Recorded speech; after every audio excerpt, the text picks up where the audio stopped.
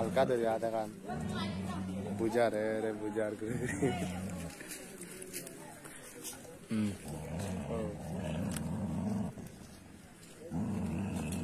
মুখো direct মুখো আবার শেষ ভিডিওটা কেটে না এখন তো স্টাইল করে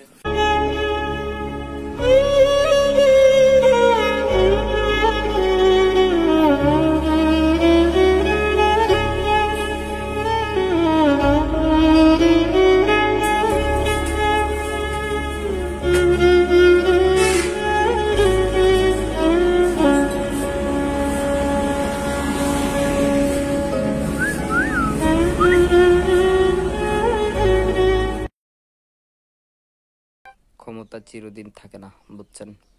ক্ষমতার জোরে কাউকে বিচার করবেন না, ক্ষমতা দিয়ে কাউকে বিচার করবেন না, নিজের বিবেক দিয়ে বিচার করুন।